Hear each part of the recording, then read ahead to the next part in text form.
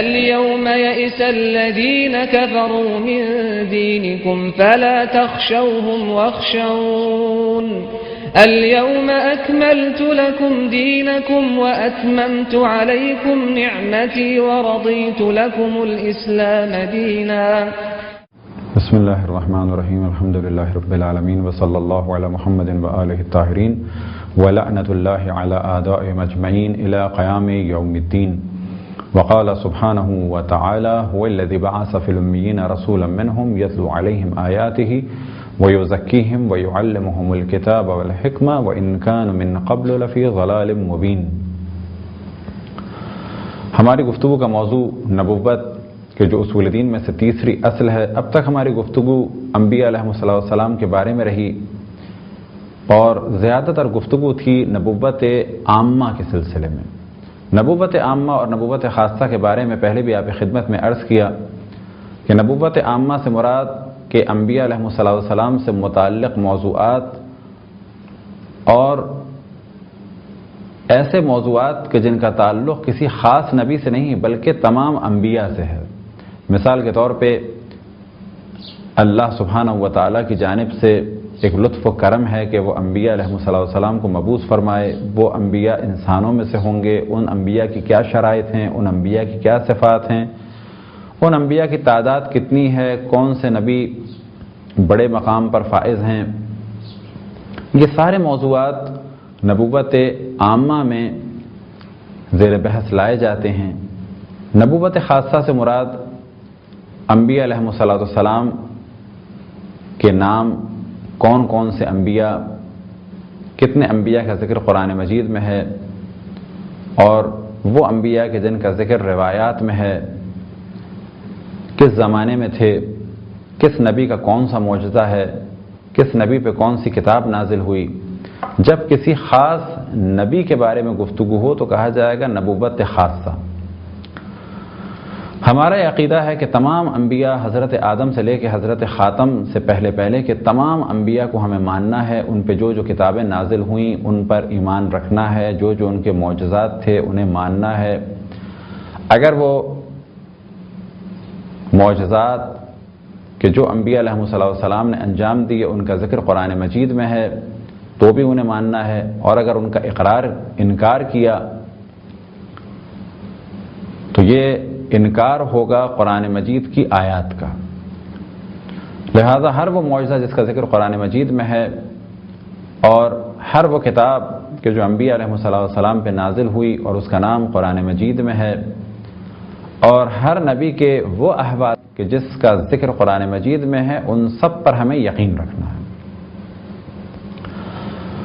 اور اسی طریقے سے اگر ثابت ہو جائے کہ حدیث صحیح میں کسی نبی کا ذکر ہے یا یہ کہا جائے کہ اگر ہمیں علم ہو جائے کہ رسول اللہ صلی اللہ علیہ وآلہ وسلم اور پھر ائمہ علیہ السلام نے کسی نبی کا ذکر کیا اور ان کے حالات سے آشنا کیا تو کہا جائے گا اگر یقین ہو چکا ہے، فرض یہ کہ ہم سب فرض کریں کہ جی رسول اللہ صلی اللہ علیہ وسلم کی خدمت میں اور وہ کسی نبی کا ذکر کرتے ہیں تو کہا جائے گا اب کیونکہ ہم نے ان سے ذکر سن لیا ہے تو ہم پر لازم ہے کہ ہم ان نبی کو بھی مانیں اور ان کی جو صفات ہیں انہیں بھی مانیں، جو ان کا معجزہ ہے اسے بھی مانیں اور جو کتاب نازل ہوئی تو اسے بھی مانیں. لیکن اب کیونکہ احادیث صحیح بھی ہیں اور ضعیف بھی ہیں تو کہا جائے گا وہ روایات کہ جن پر اجماع ہے یا وہ روایات جو مشہور ہیں ان پر یقین ضروری ہے انبیاء علیہ السلام کے حوالے سے. باقی رہی گفتگو ان افراد کی کہ جن کی نبوت کے قائل دیگر ادیان ہیں تو ان کا ماننا ہم پر ضروری نہیں. زیادہ سے زیادہ یہ کہا جا سکتا ہے کہ اللہ سبحانہ و تعالیٰ کا ارشاد ہے وَلَقَدْ بَعَثْنَا فِي كُلِّ أُمَّةٍ رَسُولًا وَلِكُلِّ قَوْمٍ هَادٍ کہ ہم نے ہر قوم میں، ہر امت میں نبی مبعوث کیے، ہر قوم کے لیے ہادی ہے. تو بس ممکن ہے کہ یہ رسول ہوں لیکن ہم ان کی نبوت کا اقرار نہیں کر سکتے، ان کو نبی نہیں کہہ سکتے. فقط یہ کہہ سکتے ہیں کہ شاید ہوں، شاید نہ ہوں. جناب آدم سے انبیاء علیہ السلام کا سلسلہ شروع ہوا اور ہر نبی نے اپنی قوم کے سامنے معجزات ظاہر کیے تاکہ ان کا یقین محکم ہو جائے کہ یہ شخص جس نے اللہ سبحانہ و تعالیٰ کی جانب سے پیغام لانے کا دعویٰ کیا ہے اس کا دعویٰ سچا ہے۔ انبیاء علیہ السلام کے معجزات ان کے حالات اور واقعات کو مد نظر رکھتے ہوئے تھے، ان کے زمانے کو مد نظر رکھتے ہوئے تھے۔ پہلے بھی جانب توجہ دلائی، جناب موسیٰ کے دور میں جادو کا زور تھا، تو لہذا معجزہ ایسا آیا کہ جو اس زمانے کی سب سے اہم چیز کو یعنی جادو کو باطل کر سکے۔ جناب عیسیٰ کے دور میں طب کا زور تھا، لہذا جناب عیسیٰ کا معجزہ ایسا تھا جو طب کے قوانین کو باطل کر سکے، اور طبیب یہ کہیں کہ جو کچھ انہوں نے کیا ہے وہ طب نہیں کر سکتی، وہ اللہ کی جانب سے۔ رسول اللہ صلی اللہ علیہ وسلم کے دور میں فصاحت و بلاغت تھی، لہذا جو سب سے بڑا معجزہ ہے رسول اللہ صلی اللہ علیہ وسلم کا وہ قرآن مجید ہے، اور یہ وہ معجزہ ہے کہ جس کی آج تک کوئی مثال نہیں لا سکا۔ رسول اللہ صلی اللہ علیہ وسلم کے معجزات بہت سارے ہیں۔ بعض دفعہ لوگوں کے ذہن میں آتا ہے کہ فقط قرآن مجید ہے، ایسا نہیں ہے۔ قرآن مجید ایک ایسا معجزہ ہے کہ جو اب تک جاری ہے، اور اب تک وہ معجزہ ہے، اور اب تک وہ چیلنج کر رہا ہے، اور اب تک لوگوں کی ہدایت اس کے ذریعے سے ہو رہی ہے۔ لہذا اور کتب کو جو دیگر ادیان سے تعلق رکھنے والوں کی ہیں، چاہے وہ اس وقت کی تحریف شدہ تورات ہو یا انجیل ہو یا زبور ہو، یا بعض وہ صحیفے ہوں کہ جن کا دعویٰ کرتے ہیں عیسائی یا یہودی کہ وہ ہمارے پاس ہیں، اگر انہیں دیکھا جائے تو واضح احساس ہوتا ہے کہ یہ وہ کتابیں نہیں ہیں، اور اگر ان کے ساتھ ساتھ قرآن کو دیکھا جائے تو احساس ہوتا ہے کہ واقعاً یہ اللہ سبحانہ و تعالیٰ کا قول ہے۔ قرآن کے معجزات اور عظیم جلوے نگاہوں سے پوشیدہ نہیں۔ قرآن ایک ایسا معجزہ ہے کہ جس کے آج بھی جلوے لوگوں کو عاجز کر رہے ہیں، اور در حقیقت وہ خود ایک مجموعہ ہے معجزات کا۔ ایک جانب فصاحت و بلاغت ہے، تو دوسری جانب وہ تعلیمات ہیں جو رہتی دنیا تک کے لیے بشر کے لیے کافی ہیں۔ ایک جانب آئندہ کی خبریں ہیں، تو سب سے اہم چیز معرفت خداوند تبارک و تعالیٰ کا بہترین خزانہ ہے۔ تو پہلا معجزہ رسول اللہ صلی اللہ علیہ وسلم کا، البتہ پہلے سے مراد کہ جو سب سے بڑا اور اہم معجزہ ہے وہ ہے قرآن مجید۔ معجزے کی تعریف جو ہم نے پہلے بھی بیان کی کہ دعوی نبوت کے بعد ظاہر کیا جائے اور ساتھ ساتھ ظاہر کیا جائے، پہلے دعویٰ ہو اور پھر اس کے اثبات کے لیے معجزہ ہو۔ اس معجزے میں شرط ہے کہ یا ساتھ ہو یا کچھ ہی دیر کے بعد ہو یا کچھ ہی دنوں کے بعد کا ہو سلسلہ۔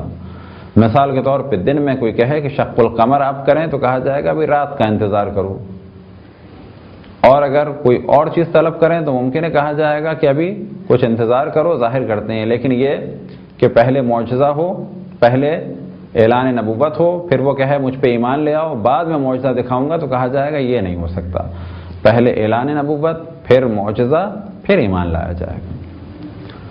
لہذا مختلف معجزات رسول اللہ صلی اللہ علیہ وسلم سے صادر ہوئے کہ جن میں سب سے اہم قرآن مجید، اور قرآن مجید مختلف اعتبار سے مختلف زاویوں سے ہر دور میں دیکھا گیا، اور ہر شخص نے گواہی دی کہ جب بھی اسے پڑھا تو ایک نئی تازگی ہے، نئے مفاہیم ہیں، ایک نیا جلوہ نظر آتا ہے، ایک نئے طریقے سے اللہ کی معرفت ہوتی ہے، اور ایک عجب سکون ملتا ہے جیسے کہ اللہ سبحانہ و تعالی ہم سے بات کر رہا ہے۔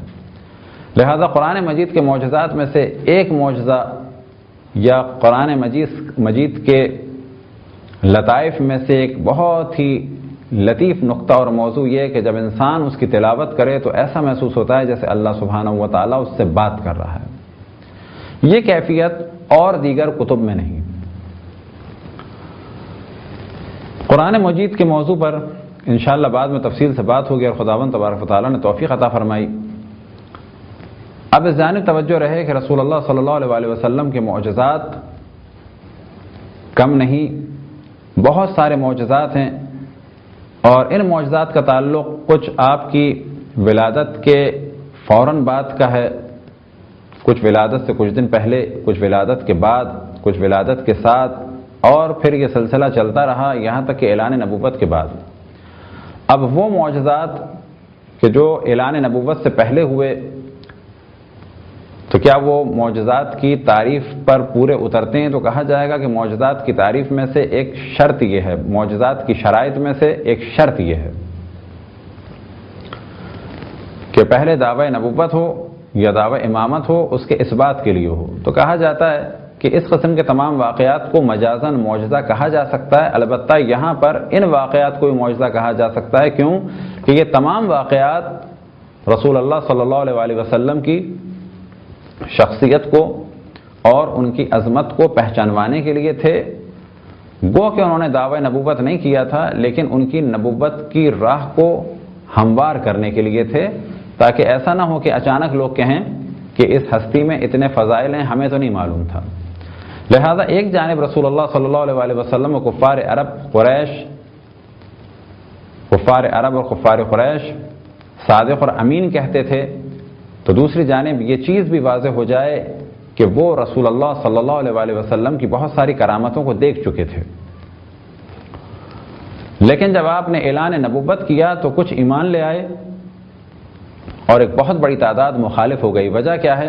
کہ دنیا کی رغبت اور دنیا کی محبت انسان کو حق پہ چلنے سے روکتی ہے، اور اللہ کی راہ پہ چلنے سے شیطان ان وسوسوں میں مبتلا کرتا ہے کہ انسان صراط مستقیم کو بعض دفعہ پہچان نہیں پاتا، اور بعض دفعہ ایسا بھی ہوتا ہے کہ پہچان لے تو صراط مستقیم پر چل نہیں پاتا۔ بعض دفعہ حق کو پہچاننے سے قاصر ہو جاتا ہے اپنے اعمال کی وجہ سے، اور بعض دفعہ حق کو پہچان کے انکار کر دیتا ہے فوائد دنیا کے لیے۔ تو یہی سب کچھ ہوا رسول اللہ صلی اللہ علیہ وسلم کے پہچاننے میں، کہ لوگوں نے پہچان تو لیا لیکن انکار کیا۔ یہود و نصارہ کی ایک تعداد جو مکے میں آباد تھی، ان کے آباد ہونے کی وجوہات میں سے ایک وجہ یہ بیان کی جاتی ہے کہ مکے اور مدینے میں جو یہود و نصارہ آ کے آباد ہوئے تھے، وہ آباد ہی اسی لیے ہوئے تھے کہ انہیں معلوم تھا کہ یہاں سے ایک نبی مبعوث ہوگا، لہذا وہ یہ چاہتے تھے کہ جب وہ نبی مبعوث ہو تو ہم اس کے ساتھ ہوں، لیکن وہ سمجھتے تھے شاید وہ ہم میں سے ہوگا۔ لیکن جب انہیں احساس ہوا کہ وہ نبی تو مبعوث ہو گیا لیکن وہ ہم میں سے نہیں ہے، خصوصاً عیسائی اور یہودیوں کے لیے خاص موضوع ہے۔ عیسائی اور یہودیوں میں خاص اصطلاح ہے اسحاقی اور اسماعیلی۔ ہمارے عام طور پہ اسماعیلی کہا جاتا ہے پرنس کریم آغا خان کے ماننے والوں کو، لیکن جب یہودی اور عیسائی کہتے ہیں اسماعیلی تو اس سے مراد ہوتی ہے جناب اسماعیل کی نسل سے۔ جناب ابراہیم کے دو فرزند تھے، ایک جناب اسماعیل اور ایک جناب اسحاق۔ جناب اسحاق کے فرزند تھے یعقوب، اور ان کا لقب تھا اسرائیل، اور جو ان کی اولادیں تھیں وہ سب کہلائیں بنی اسرائیل۔ ان کے درمیان ایک خاص تعصب تھا، یہ مقدس سمجھتے تھے اور بلند درجے پر فائز مانتے تھے فقط ان افراد کو جو جناب اسحاق کی اولاد نسل میں سے ہوں۔ لہذا یہ سمجھتے تھے کہ بہت سارے انبیاء تو جناب اسحاق کی نسل سے آئے، تمام انبیاء بنی اسرائیل جناب اسحاق کی نسل سے تھے۔ اب وہ یہ سمجھتے تھے کہ شاید آخری نبی بھی ہماری ہی قوم یعنی بنی اسرائیل سے ہوگا۔ اب وہ انتظار تو کر رہے تھے آخری نبی کا، لیکن انہیں بہت زیادہ اس وقت صدمہ ہوا جب معلوم ہوا کہ آخری نبی کا تعلق جناب اسحاق کی نسل سے نہیں بلکہ جناب اسماعیل کی نسل سے ہے، وہ اسحاقی نہیں بلکہ اسماعیلی ہیں۔ اب یہ کیفیت ہوئی کہ پہچاننے کے بعد بھی انہوں نے انکار کیا اور مقابلہ کرتے رہے، یہاں تک کہ آج تک عیسائیوں اور یہودیوں کی خاص شدت ہے اسلام کے خلاف۔ اور ان دونوں میں کہا جا سکتا ہے کہ یہودی زیادہ سازش کرتے ہیں، زیادہ شدت سے ہماری مخالفت کرتے ہیں بنسبت عیسائیوں کے، اور اس کا ذکر قرآن مجید میں بھی ہے۔ انشاءاللہ کبھی ان موضوعات کو بعد میں تفصیلاً جداگانہ عرض کیا جائے گا۔ تو رسول اللہ صلی اللہ علیہ وسلم نے مختلف معجزات دکھائے اعلان نبوت کے بعد، اور بعض ان کی کرامتیں تھیں، اور در حقیقت اس کا تعلق بھی اسی عنوان سے ہے کہ رسول اللہ صلی اللہ علیہ وسلم کو پہچانا جائے۔ لہذا یہ پہچان کا سلسلہ آپ کی ولادت کے ساتھ ساتھ بلکہ اس سے بھی پہلے ہوا۔ جناب آمنہ بنت وہب صلوات اللہ وسلم علیہ فرماتی ہیں کہ جب میں حاملہ ہوئی، رسول اللہ صلی اللہ علیہ وسلم میرے شکم میں تھے، تو کبھی مجھے درد کا احساس نہیں ہوا، اور جب مجھے گھبراہٹ ہوئی تو میں نے دیکھا کہ ایک پرندہ آیا کہ جو در حقیقت ایک فرشتہ تھا، اور اس نے آ کے پر میرے سینے پہ پھیرا تو مجھے سکون ہو گیا۔ اسی طرح سے وہ فرماتی ہیں کہ جب ولادت ہونے والی تھی تو میں نے کیا دیکھا کہ ایک دم سے ہر جانب ایک نور پھیل گیا، ایک پردہ پڑ گیا، اور ایسا نور پھیلا کہ میں دمشق کے یعنی شام کے محلوں کو دیکھ رہی تھی، اور حتیٰ جو اس میں چراغاں تھا اس تک کو دیکھ رہی تھی۔ یہ نور کیسا تھا؟ یہ نور ایسا تھا کہ فقط روشنی نہیں بلکہ اس میں مختلف جگہ دنیا کا منظر جناب آمنہ بنت وہب سلام اللہ علیہ کی نگاہوں کے سامنے تھا۔ وہ فرماتی ہیں کہ اسی دوران مجھے بشارت ہوئی اور عاطف غیبی نے ندا دی کہ اے آمنہ، دنیا کی بہترین مخلوق، بہترین فرد تم سے متولد ہوا۔ تو بعض جگہ یہ روایتیں ہیں، اور اس کے بعد وہ فرماتی ہیں کہ نور پھیل گیا، رسول اللہ صلی اللہ علیہ وسلم نے ذکر خداوند تبارک و تعالیٰ کیا، آسمان کی جانب دیکھا۔ اسی طرح سے ایک اور روایت جناب عبد المطلب علیہ السلام سے نقل ہوئے، فرماتے ہیں کہ میں خانہ کعبہ کے پاس سو رہا تھا، میں نے ایک دم سے کیا محسوس کیا کہ خانہ کعبہ اپنی جگہ سے اٹھا اور کچھ فاصلے پر آگے بڑھا۔ میں نے دیکھا کہ وہ مقام ابراہیم کی جانب پہنچا، اور وہاں پر اللہ سبحانہ و تعالیٰ کا شکر ادا کیا، اور اس کے بعد خانہ کعبہ سے ندا بلند ہوئی کہ اے محمد کے رب اور میرے رب، تو نے مجھے بتوں اور بت پرستوں کی نجاست سے پاک اور پاکیزہ کر دیا۔ تقریباً اس مفہوم کے جملات کہے، اور اسی دوران فرماتے ہیں کہ میں نے کیا دیکھا جناب ابو طالب کہ مکے کے پہاڑ اپنی جگہ سے اٹھے اور خانہ کعبہ کی جانب آئے۔ پھر میں نے ایک دم سے گھبرائے، کیا دیکھا کہ ایک بادل سا آیا اور ایک نور پھیلا، اور یہ بادل جناب آمنہ بنت وہب کے گھر کی جانب گیا۔ تو میں دوڑتا ہوا وہاں گیا، میں نے آمنہ بنت وہب سے کہا کہ کیا تم نے دیکھا؟ کیا میں خواب تو نہیں دیکھ رہا ہوں؟ کیا یہ حقیقت ہے یا خواب؟ تو جناب آمنہ بنت وہب نے کہا کہ ہاں، اور خبر دی کہ ابھی ابھی ولادت ہوئی ہے ایک فرزند کی۔ اور پھر انہوں نے ارشاد فرمایا کہ جب ولادت ہونے والی تھی تو میں نے دیکھا کہ بہت ہی بلند و قامت کچھ انسان آئے ہیں، اور نور ہے ان کے ہاتھ میں، پانی کے کچھ برتن ہیں۔ اسی طرح سے میں نے دیکھا کچھ خواتین ہیں جن کا قد کھجور کے درخت کی طرح سے بلند ہے، اور وہ جنت کی حوریں ہیں، کچھ باتیں کر رہی ہیں کہ جو انسانی باتوں کی شبیہ ہے۔ اسی دوران مجھے بشارت دی گئی رسول اللہ صلی اللہ علیہ وسلم کی ولادت کی۔ پھر وہ فرماتی ہیں، طویل روایت ہے جس کا خلاصہ آپ کے سامنے بیان ہو رہا ہے، پھر وہ فرماتی ہیں کہ کچھ بادل آئے، ایک دم سے میں نے دیکھا پرندے آئے، نور ہر جانب پھیل گیا، میری نگاہوں کے سامنے پردے پڑ گئے۔ میں نے کیا دیکھا کہ بچے کو لے جانے کی آواز آ رہی ہے۔ ایک عاطف غیبی نے ندا دی کہ محمد کو اب آسمانوں میں اور فرشتوں اور ملائکہ اور انبیاء کی جانب لے جاؤ، اور تمام مخلوقات اس وقت محمد صلی اللہ علیہ وسلم کی زیارت سے مشرف ہوں۔ وہ پرندے آئے اور اس بچے کو لے گئے۔ اس کے بعد دوبارہ ایک ایسا پردہ ہوا، اور پھر میں نے اسی قسم کے مناظر دیکھے۔ جناب عبد المطلب علیہ السلام فرماتے ہیں کہ ساری چیزیں میری نگاہوں کے سامنے تھیں۔ پھر میں نے جناب آمنہ سے کہا کہ بچہ دوبارہ گیا، دوبارہ آیا کہ وہ بچہ مجھے دو۔ تو آپ نے فرمایا کہ ابھی حکم یہ ہے کہ 3 دن تک جناب آدم کی نسل سے کوئی بھی نہیں دیکھ سکتا، زمین و آسمان کی مخلوقات رسول اللہ صلی اللہ علیہ وسلم کے دیدار میں مصروف ہیں۔ اسی طرح سے اور معجزات کہ جس سے رسول اللہ صلی اللہ علیہ وسلم کو پہچانا جا سکے، جناب حلیمہ سعدیہ کی زبان سے نقل ہوئے، فرماتی ہیں کہ ہمارے علاقے میں قحط پڑا بنی سعد میں، نام تھا ان کا حلیمہ، اور کیونکہ وہ بنی سعد سے تھیں تو وہ منسوب ہیں بنی سعد کی جانب، تو کہا جاتا ہے حلیمہ سعدیہ۔ وہ فرماتی ہیں قحط پڑا تو ہم لوگ اپنے گاؤں سے، اپنے علاقے سے نکل کے مکے آئے کہ شاید یہاں پر کچھ ہمیں مل جائے۔ کچھ خواتین کو کچھ بچے ملے، اور انہوں نے بچوں کی پرورش کی ذمہ داری لی، لیکن مجھے کوئی بچہ نہیں مل پایا۔ بعض خواتین کو علم ہوا تھا کہ ایک بچہ ہے، یتیم ہے، لیکن انہوں نے کہا کہ ہمیں اس بچے کے پاس جا کے فائدہ نہیں ہوگا، کیونکہ وہ بچہ یتیم ہے۔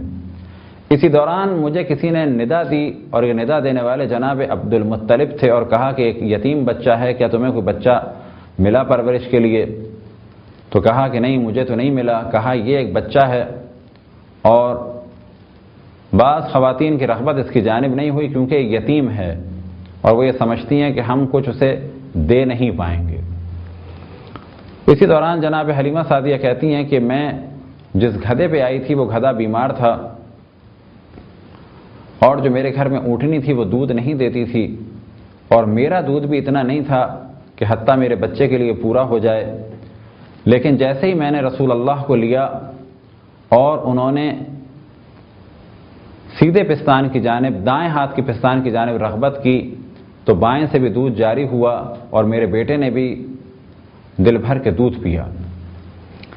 جس گدھے پہ میں بیٹھی تو میں نے کیا محسوس کیا کہ اس گدھے نے بعد میں خداوند تبارک و تعالیٰ کا شکر ادا کیا، سجدہ کیا، اور اقرار کیا اس بات کا کہ کائنات کی بہترین مخلوق مجھ پر سوار ہے۔ اسی طرح سے جب وہ گھر آئے تو گھر آتے ہی کیا دیکھا کہ اونٹنی کے جو دودھ نہیں دیتی تھی اس کے پستانوں سے دودھ جاری ہے۔ ان کے شوہر نے کہا یہ بچہ بہت ہی مبارک ہے۔